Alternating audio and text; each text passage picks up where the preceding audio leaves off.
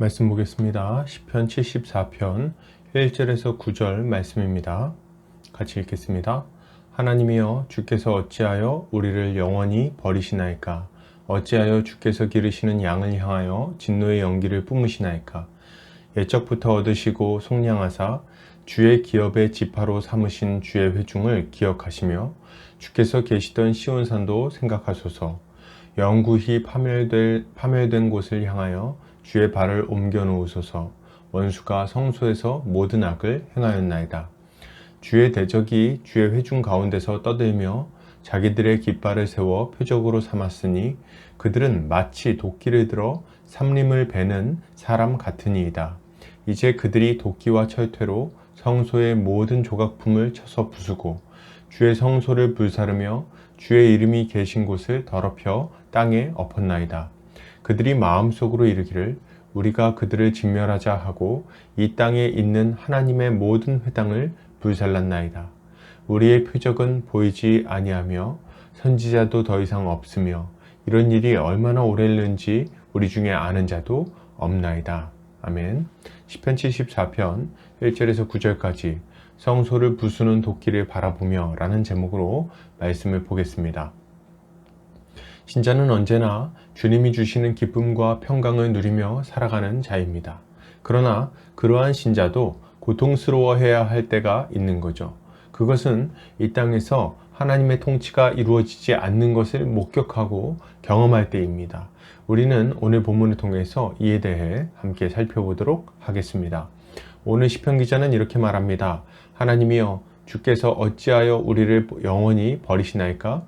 어찌하여 주께서 기르시는 양을 향하여 진노의 연기를 뿜으시나이까?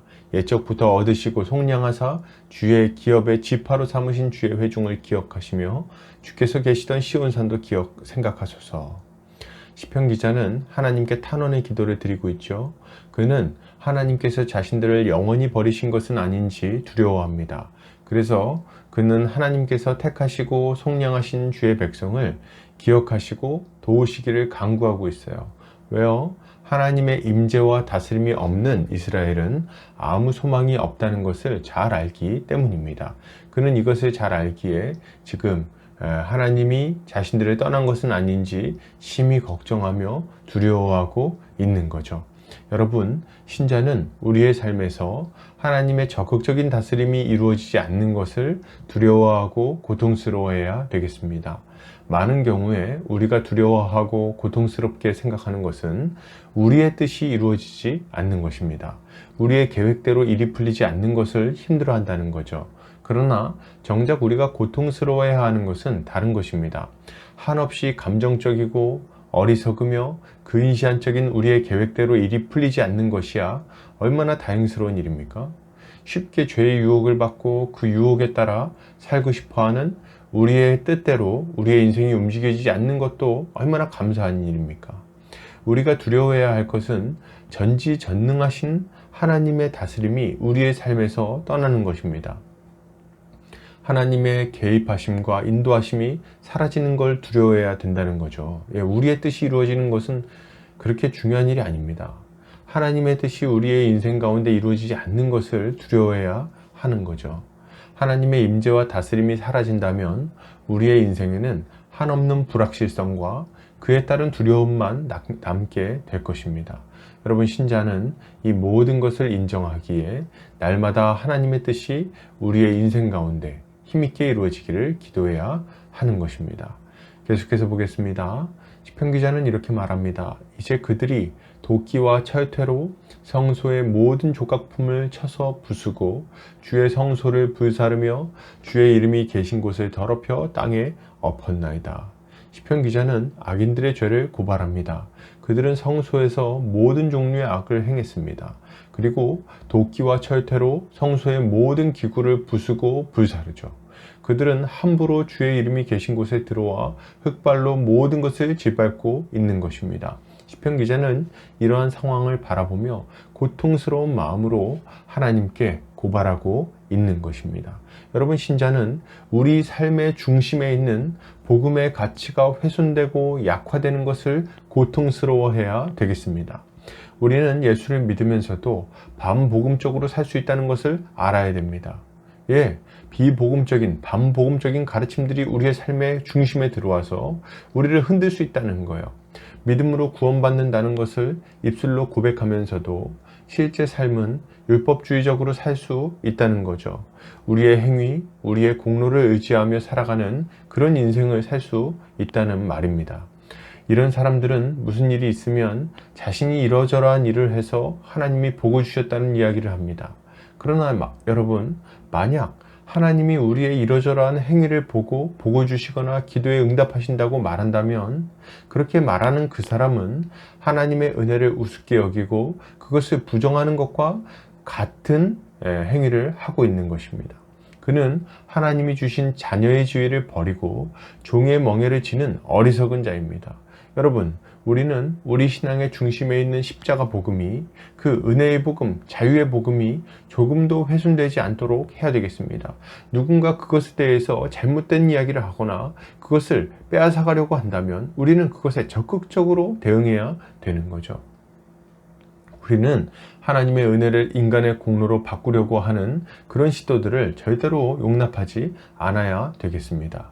우리는 은혜 받은 자로서 이 모든 공격에 민감하게 반응하며 복음적 삶을 견지해야 할 것입니다. 계속해서 보겠습니다. 시편 기자는 이렇게 말합니다. 그들이 마음속으로 이르기를 우리가 그들을 진멸하자 하고 이 땅에 있는 하나님의 모든 회당을 불살랐나이다. 우리의 표적은 보이지 아니하며 선지자도 더 이상 없으며 이런 일이 얼마나 오래 했는지 우리 중에 아는 자도 없나이다. 시편 기자는 원수들의 행위에 절망합니다. 원수들은 하나님의 백성들을 진멸하고자 마음먹고 모든 회당까지도 불살라버립니다. 회당은 하나님의 백성들이 매주 모여서 말씀을 배우는 곳인데 그곳을 불살라버렸으니 그들이 회복할 수 있을 만한 여지를 아예 없애버리고자 한 거죠.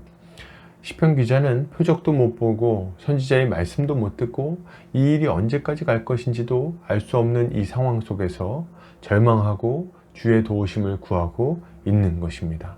여러분, 신자는 우리의 삶의 그 구체적인 현장에서 하나님의 말씀이 사라져가는 것을 두려워하고 고통스러워해야 되겠습니다. 우리는 주일 예배와 교회 생활에 성실해야죠. 그러나 그것으로 충분하다고 말할 수는 없습니다. 주일 예배를 통해 인생의 방향성을 정하고 살아갈 힘을 얻는 것은 사실이지만 그것이 충분하지는 않다는 거예요. 우리는 매일 삶의 현장 속에서 여러 가지 문제에 부딪히고 시험에 들기도 하고 유혹을 받기도 하기 때문에 그렇습니다. 만약 우리가 날마다 말씀을 붙들고 살아가지 않는다면 우리의 삶은 점점 더 거룩에서 멀어지게 될 것입니다. 그렇기에 우리는 날마다 하나님의 말씀을 붙들어야 되는 거죠. 말씀을 읽을 뿐만 아니라 순종해야 되겠습니다. 이렇게 할 때 비로소 우리의 삶의 구석구석에 하나님의 뜻이 힘있게 이루어질 것입니다. 결론을 드립니다. 여러분, 우리는 우리의 삶에서 하나님의 다스림이 이루어지지 않는 것을 두려워해야 합니다. 복음이 우리의 삶을 주관하지 못하게 되는 것을 두려워하고 우리의 삶 속에서 주님의 인도함을 받지 못하는 것을 두려워해야 되겠습니다. 오늘 하루 주님의 다스림을 받으며 주님의 인도하심으로 승리하는 성도님들 되시기를 주의 이름으로 축복합니다.